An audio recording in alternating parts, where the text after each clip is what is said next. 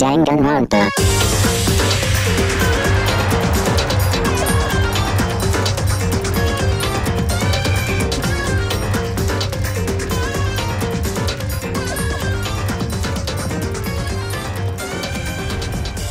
Ultimate despair. That is what Dangan Ronpa attempts to make you feel as you progress through its story, which is why it is strange to say that if this is what ultimate despair feels like, then bring it on, as we would love to bask in this despair forever.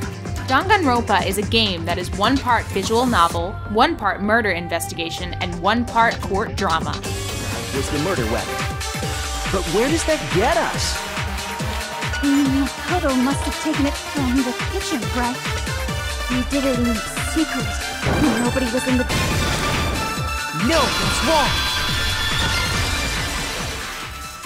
In the game, you play as Mikoto Naegi, a new student to Hope's Peak Academy, a school for all of the ultimate, most gifted students in the world. The only thing is, Mikoto is not an ultimate student. Mikoto is your average run-of-the-mill high schooler, and was allowed into Hope's Peak Academy by winning a random lottery, and is admitted in as the ultimate lucky student.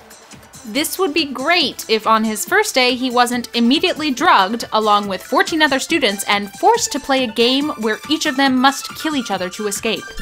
All of this is orchestrated by a demented robotic bear who is charged with keeping the peace, more or less, and ensuring that all the rules of the game are being followed. Because you see, the thing is, in order to escape from this high school hell, the main characters can't just kill each other. They have to kill each other and get away with it. Yes, indeed!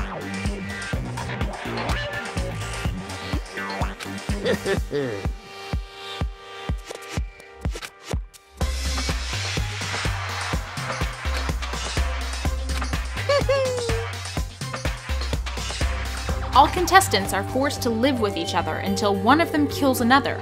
Once that happens, all of the students must band together and find out what happened and try to figure out who the guilty party is. Once a certain amount of time has passed, a class trial will begin, where everyone will get together and systematically work to root out the killer.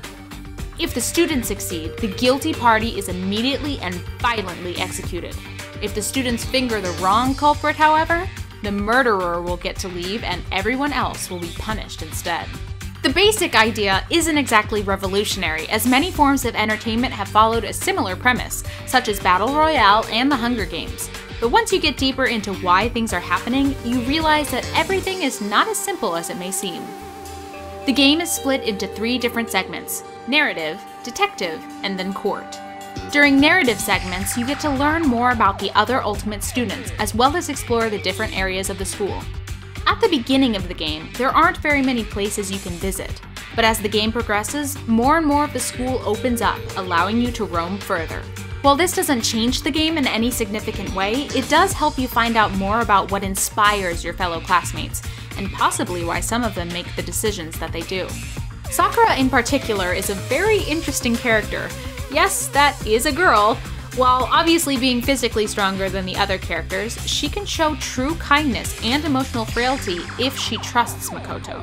Once a murder occurs, and it definitely will occur, you must try to gather as much evidence as possible in the investigative segments to find out what happened in a case.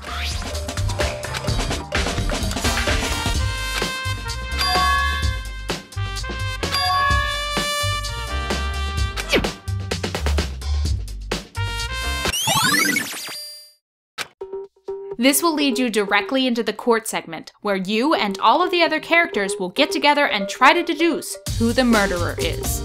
Since the game is extremely narrative-driven, the characters that are pulling you into this tale must be visually distinctive and interesting.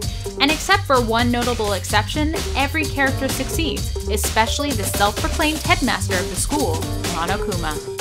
Monokuma acts as both referee and executioner of this game, providing incentives to the characters to get this game of high school murder off the ground, as well as punishing those who break the rules or fail to get away with the murder they believed that they so expertly performed. With such a cast of characters, it's funny that just about all of the characters are likable in some way, once again barring a few exceptions. So that even when you find out that someone is a killer, you begin to hope that maybe, just maybe, they'll be spared, even if what they did was horrible. As the game gets closer and closer to its end, it becomes apparent that not everything is as simple as it seems. And the big plot twist at the very end comes at you in a very sloppy but somehow fitting way. The game isn't trying to tie itself up into a neat little box explaining away all of the quirkiness that you have to run into throughout the course of the game. It simply says, this is how it is, deal with it. After you have beaten the game, you also unlock School Mode. This mode is a sort of what-if scenario where no one actually has to kill each other. While it's kind of neat, it isn't going to entice many except for the hardcore fans, as the mini-game you have to play to progress in it isn't all that interesting or fun. If you like your games intriguing, twisted, and a little strange, I really hope you give Dangan Ronpa a try. I promise that you will not regret it.